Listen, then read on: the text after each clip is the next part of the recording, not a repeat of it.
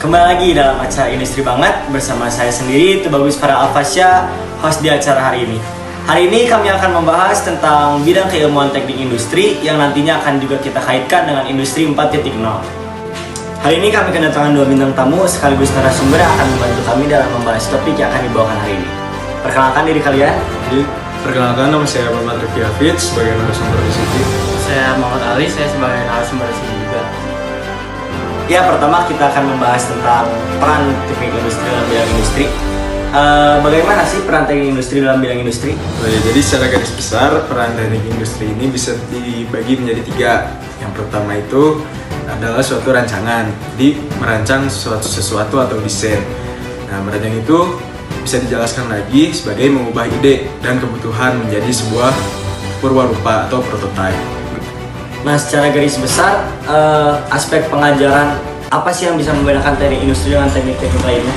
Nah ya, jadi perbedaan teknik lainnya dengan teknik lainnya lebih berfokus pada satu bidang saja. Teknik industri ini lebih bersifat general. Nah, jadi yaitu mengaitkan dua poin yang sebelumnya saya sebutkan, yaitu manusia dan teknologi. Sesuai dan teknikal, di dalamnya pun masih banyak aspek-aspek pengajaran seperti mempelajari tentang sifat-sifat manusia yang baik dalam bidang industri untuk bisa mengikuti perkembangan zaman ya. Sedangkan teknologi lebih memfokuskan tentang cara pengembangan dan pemanfaatan yang selalu mengikuti perkembangan zaman dan kemajuan suatu perusahaan atau perkantoran. Apakah ada contoh yang lebih realnya? Jadi untuk mudah dimengerti, kita ambil contoh aja seperti pembukuan dalam suatu perusahaan. Nah, kan jika ingin membuat pembukuan itu kita menggunakan suatu aplikasi. Ya.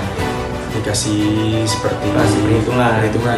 Nah, walaupun kita memanfaatkan teknologi itu, tetap saja yang mengoperasikan tetap manusia sendiri. Di Microsoft Excel gitu. Seperti contohnya aplikasi Microsoft Excel, walaupun kita mengoperasikan manusia itu kan tetap saja gitu. Terus manusia juga. Ya, itu tadi sedikit pembahasan secara garis besar tentang teknik industri di dalam bidang industri yang sudah dijelaskan oleh narasumber pertama kami. Dan sekarang kami akan lanjut membahas secara lebih rinci tentang revolusi industri 4.0 yang akan dijelaskan oleh rekan kami. Bisa dijelaskan secara singkat apa itu industri 4.0? Jadi, industri 4.0 itu adalah revolusi industri yang menggunakan teknologi internet sebagai fondasi utamanya, di mana semua objek dilengkapi dengan perangkat teknologi yang dibantu sensor dan mampu berkomunikasi dengan sistem teknologi informasi. Jadi di revolusi ini bidang teknologi jauh lebih dipergunakan dan dimanfaatkan dibanding revolusi-revolusi sebelumnya. Industri 4.0 ini apakah membawa dampak yang sangat besar atau akan sama-sama saja dengan yang sebelumnya terjadi? Ya, jadi kemunculan industri 4.0 ini akan membawa banyak dampak besar pada bidang industri, ekonomi, bahkan sosial masyarakat secara global.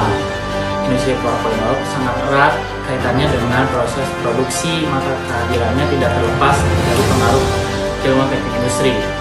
Jadi revolusi ini juga tidak terlepas dari ilmu teknik industri yang berkaitan juga dengan perkembangan zaman. Pembahasan sekarang saya akan sedikit menanyakan tentang dampak negatif dari revolusi industri 4.0. Pertama, boleh perkenalkan diri kalian masing-masing. Oke, saya Genta Kurnia Bramantio dari Universitas Katolik Parahyangan. Saya Bristol Miracle. Ya, dimulai dari saudara Genta Kurnia Bramantio ya, barangkali. Bisa dijelaskan secara singkat apa saja dampak negatif dari revolusi industri 4.0? Oke, baik. Jadi menurut pendapat SCOEP tahun 2015, kehadiran industri 4.0 akan memiliki beberapa dampak.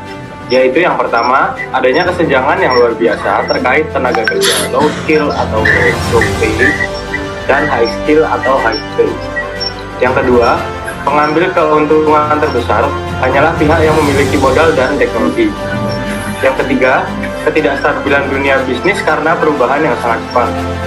Keempat, ketidaksiapan pemerintah dalam mengimbangi perubahan yang cepat di masyarakat. Kelima, isu dan keamanan dan privasi data. Yang keenam, munculnya fenomena robotisasi kemanusiaan. Selanjutnya, Bristol Miracle boleh disampaikan. Ya, sedangkan kalau Seki memperkirakan industri 4.0 akan berdampak langsung terhadap berkurangnya peran keilmuan teknik industri dalam hal perencanaan produksi, optimasi terkait pekerjaan manual sederhana yang berulang, statistika proses kontrol yang bersifat manual tradisional, serta metode perakitan part secara manual. Presiden Pintailon juga pernah memperingatkan insinyur teknik industri agar tidak terjebak di antara dua revolusi industri dan revolusi informasi.